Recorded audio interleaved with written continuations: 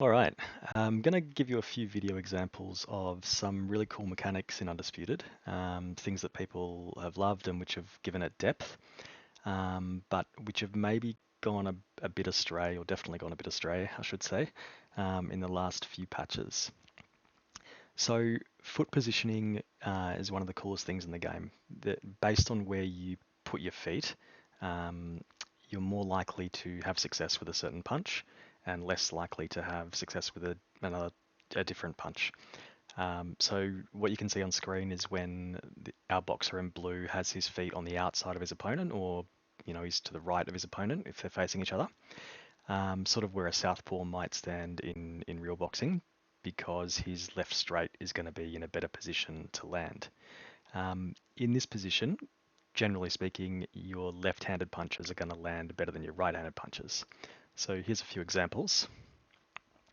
So in this position, I'm to the right and the right hook misses. Again, you're to the right and you're in the wrong position to throw the right hook, and it's got more chance of missing, which is pretty cool. The same thing for uppers. If you move to the right and you throw a right upper, it has a bigger chance of missing. If you throw a left-handed punch from the right side, though, it has a better chance of hitting. So a left hook or a left upper is going to land with higher accuracy from the right-hand side. Some examples here. So in this one, we shuffle to the right, and then the left-hand upper has a better chance of hitting. Unfortunately, the last couple of patches made it a little bit trickier to get to the side of your opponent, although the last patch has improved that a little bit, but probably not enough. And the biggest thing is they also increased tracking, so punch tracking.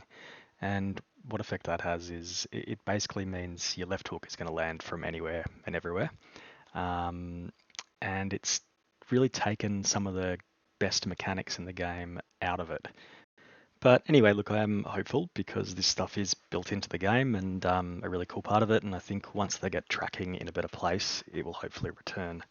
So here's some examples from the other side. Right-handed boxer on the inside of his opponent, or to the left, I guess, of his opponent.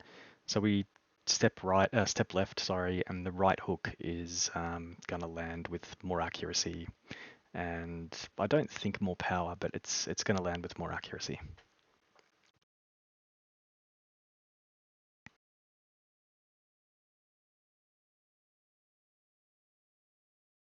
The same is true of right uppers. So if you do a directional jab and step to your left, then your right upper has a better chance of landing from that left position. So I've put some clips here of just combos that use that information and that mechanic. And it's cool because you can decide what you want to throw yourself, and you can see from this that there's heaps of possibilities.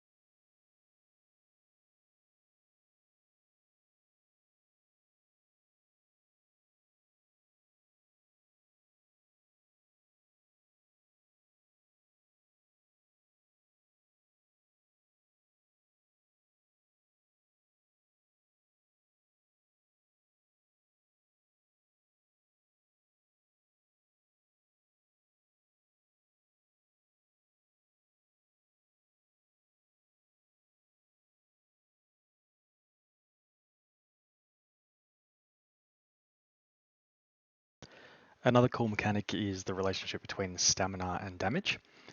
Basically, if you hit your opponent when they are low on stamina, it'll hurt them more. So if you hit them in the body when they're a little bit gassed, I think it might gas them more than if you hit them in the body when their stamina's full. And it's definitely the case that if you hit them in the head when they're low on stamina, it hurts them more. So I guess the question is, where's the right line for that relationship? Like, how much extra damage should it do? because if it's too high, then there's way too much incentive for everyone to wait for their opponent to punch, to gas a little bit, and then just be really reactive and always punch second. So you can see in these clips, I'm just waiting for Sugar Ray Robinson to throw something at me, waiting for him to gas, and then returning fire, and it hurts him bad. It's the same here with Big Eddie Hall against Muhammad Ali. He throws a power punch and Eddie catches him and ends him. With flash knockouts or knockdowns, I'm 99% sure that it relates to stamina. I'm 100% sure that it relates to power punches.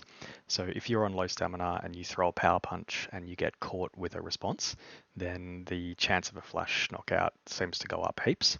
And I'm pretty sure it's also the case for just being on low stamina and getting hit even if you don't throw a power punch, but I can't be 100% sure.